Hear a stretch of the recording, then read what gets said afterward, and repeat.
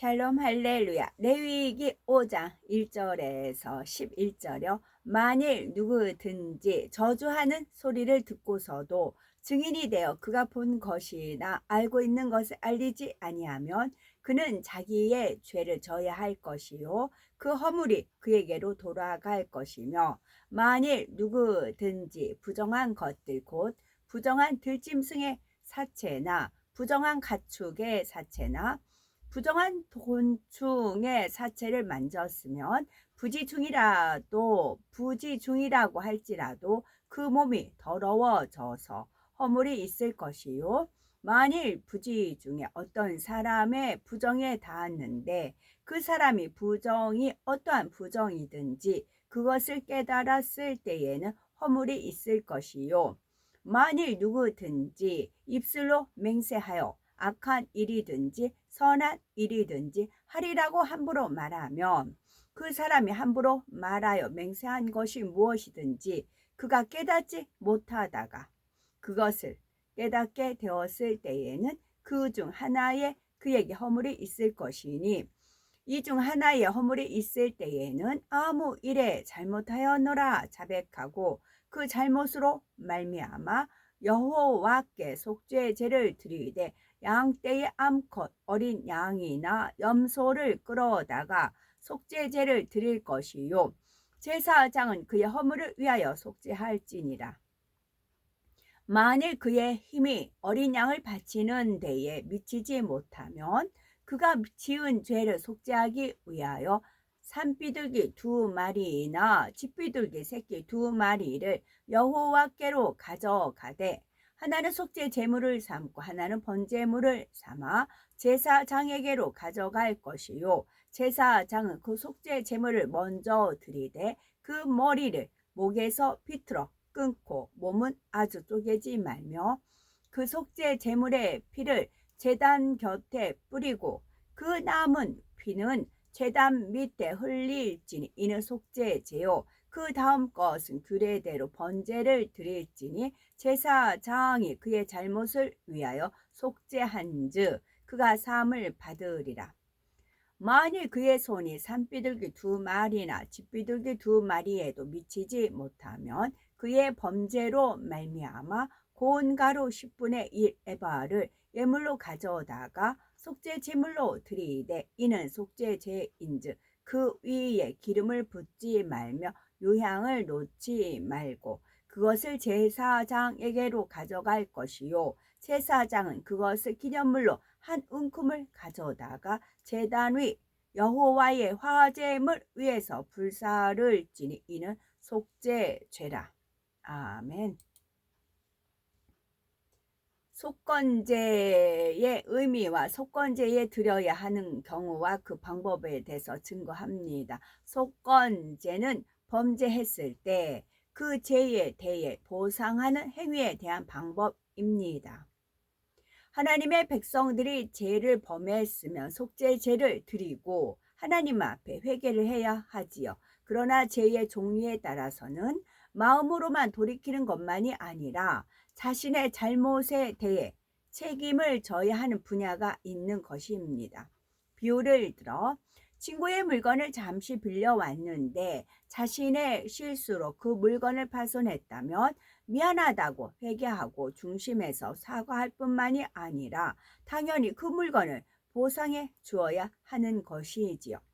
자신이 파손한 것과 똑같은 것을 줄 수 없다면 그 가치에 상당하는 만큼을 갚아 주어서 손해를 보상해 줄 때라야 참된 회개가 되는 것입니다. 하나님 앞에 회개할 때도 마찬가지입니다.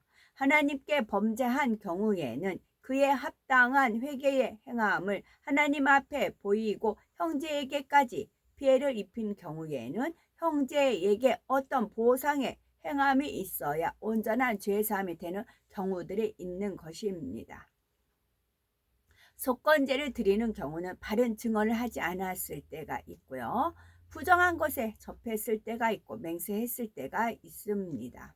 속건제 바른 증언을 하지 않았을 때 레위기 5장 1절에 보면 누구든지 증인이 되어 맹세시키는 소리를 듣고도 그 본 일이나 아는 일을 진술치 아니하면 죄가 있나니 그 허물이 그에게로 돌아갈 것이요 했습니다. 사람들이 진실을 말하기로 맹세하고 증언석에 선다 해도 자기 유익이 걸려 있을 때는 바르게 증언하지 않는 사람들이 많이 있지요.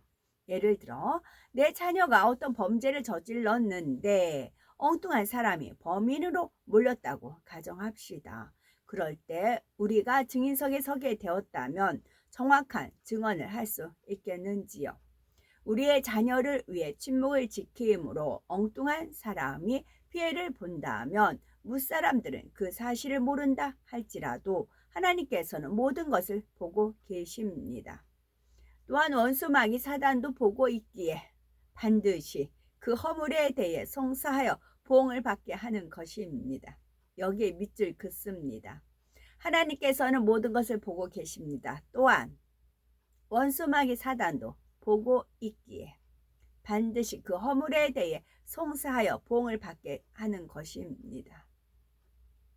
하나님의 자녀라면 증언을 할 때만 아니라 범사에 진실을 말할 수 있어야 하며 혹 진실치 못함으로 남에게 해를 입혔다며 이에 대한 속건제를 드려야 합니다. 그런데 사실을 말한다 해도 어떤 말을 할 것인가 안 할 것인가에 대해서 분별하는 선한 지혜는 있어야 합니다. 예를 들어 어떤 사람이 동업을 하자고 요청해 왔는데 이에 대해 윗분과 상담한 결과 그와 동업하지 않는 것이 낫다라고 결정을 내렸다고 합시다. 비록 상담을 해서 도움을 받았을지라도 이는 분명히 자신이 결정하여 행하는 일이며 자신이 책임져야 하는 일이지요. 그런데 어떤 사람은 상담한 분의 이름을 거론하면서 누구와 상담을 해 보았는데 당신과 사업하면 안 좋다고 합니다 하는 것입니다. 이는 진실한 마음으로 사실을 말한 것이 아니라 책임을 다른 사람에게 전가려는 거짓된 마음이고 더구나 자신을 도와준 사람의 입장을 난처하게 만드는 일이지요. 또 분명히 사실을 말하는 것이라 해도 공의 가운데 판결에 필요한 증인으로서 말하는 것과 공연히 남의 비질리를 말해서 뜰게 되는 것과는 전혀 다른 문제라는 사실을 기억해야 합니다. 예를 들어 김 지사님은 담대해서 좋습니다 라고 말하면 어떤 분은 아닌데요, 그 사람은 혈기가 많은데요 하며 자기 보기에 의로운 편을 택하여 남의 허물을 말함으로 악을 행하는 것이지요.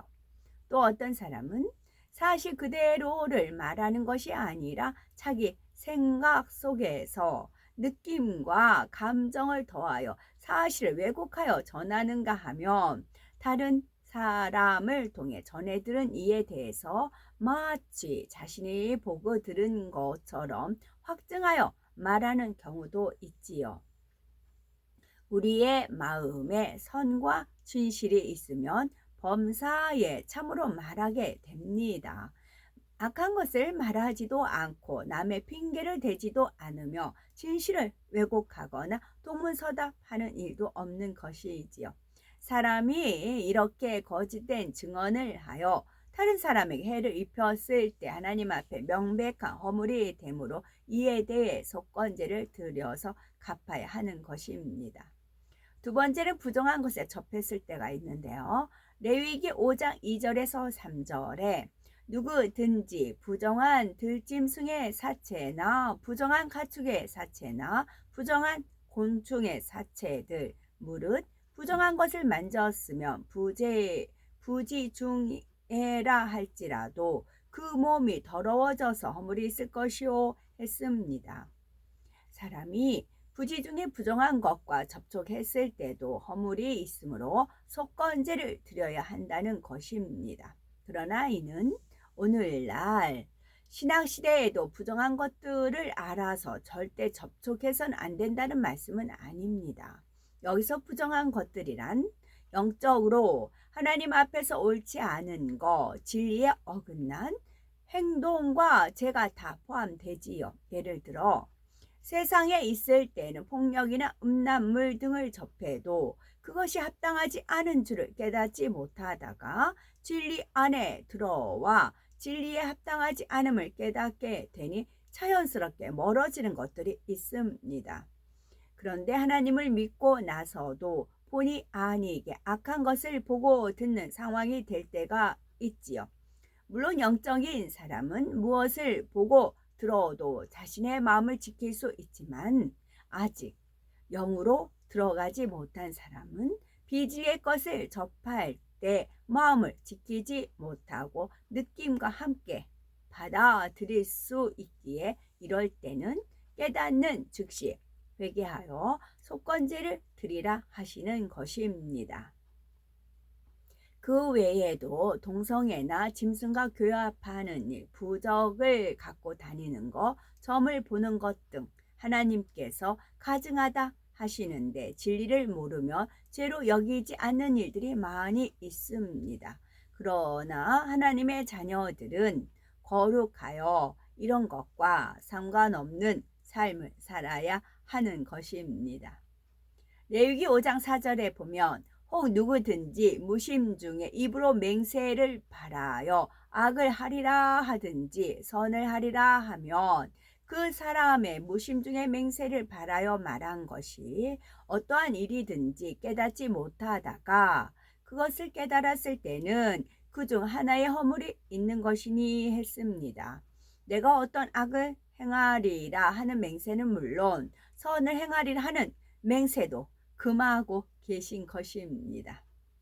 그러면 하나님께서는 왜 맹세를 금하고 계신 것입니까? 만약 악한 일을 행하리라고 맹세한다면 이는 악한 것이니 당연히 금하시는 이유를 알 수 있지만 하나님께서 이처럼 악한 일뿐 아니라 선한 일까지도 맹세하지 말라 하시는 까닭은 사람은 자신의 맹세를 100% 지킬 수 있는 존재가 아니기 때문입니다. 진리로 온전해지기까지는 사람의 마음은 자기 유익과 감정에 따라 순간순간 변개하는 것이며 자기 의지로 정한 마음을 지키지 못하는 것입니다. 또 사람이 맹세를 하고 나면 원수마귀 사단이 이를 가지고 송사하기 위해 가지가지로 회방을 놓아 그 맹세를 지키지 못하게 하기도 하고 극단적인 예로는 내일 무엇을 하리라 맹세했다 해도 그 사람이 오늘 사고로 죽는다면 어떻게 그 맹세를 지킬 수 있겠습니까? 그러니 사람이 어떤 일에 대해서든 자기 감정에 따라 맹세의 말을 낼 것이 아니라 만물의 생사화복을 주관하시는 하나님 앞에 겸비하게 의뢰하고 맡겨야 할 뿐인 것입니다. 악한 일을 당연히 맹세하지 말아야 할 것이고 어떤 선한 일을 하고자 결단한다 해도 섣불리 맹세할 것이 아니라 하나님께 기도하여 능력을 구해야 합니다. 예를 들어 앞으로 쉬지 않고 기도하리라 결단한다고 해서 이제부터 매일 처리하여 오겠습니다 하고 경솔하게 맹세하는 것이 아니라 하나님 이제부터 기도 쉬지 않게 도와주시고 원수마귀 사단이 방해하지 못하게 지켜주세요 하고 능력의 기도를 드려야 하는 것입니다.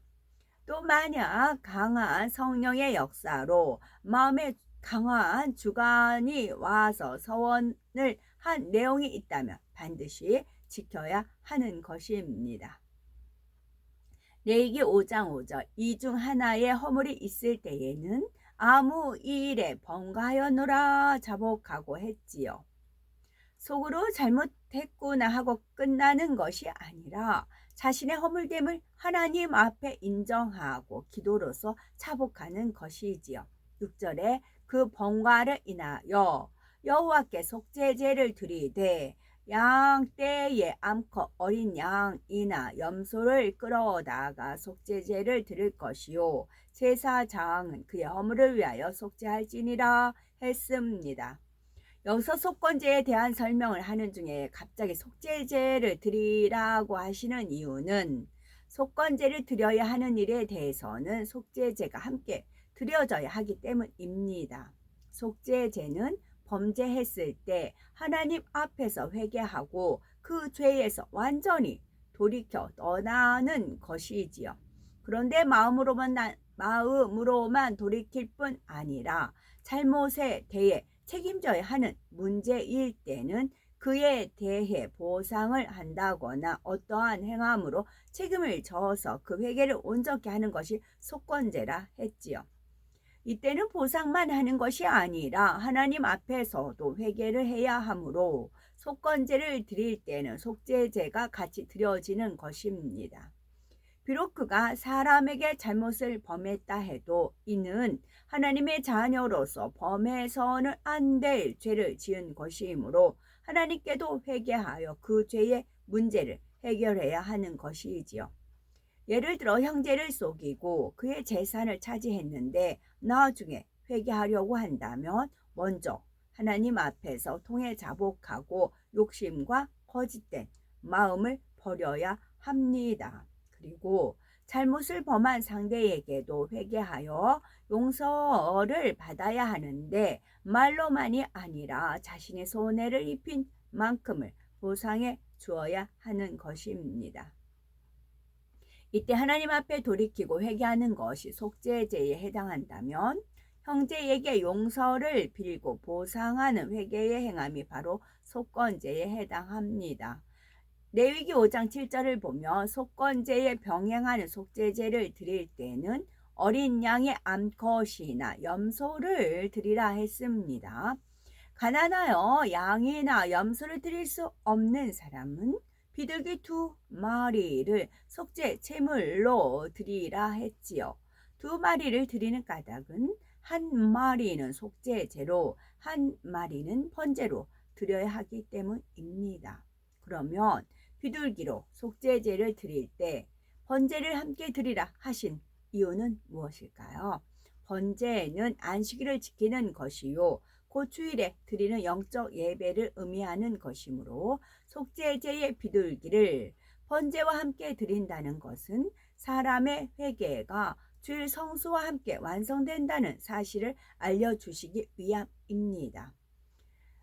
앞서 속죄제의 설명에서 회개가 온전히 연락되려면 범죄한 것을 깨닫는 그 순간에 회개할 뿐 아니라 주일에 하나님 전에 나와서 자복하고 회개함으로 정식으로 그 회개가 인쳐져야 한다 했습니다. 바로 이러한 의미를 담아서 비둘기를 속죄제로 드릴 때는 2마리를 잡아서 1마리는 번제로 드리라 명하신 것입니다.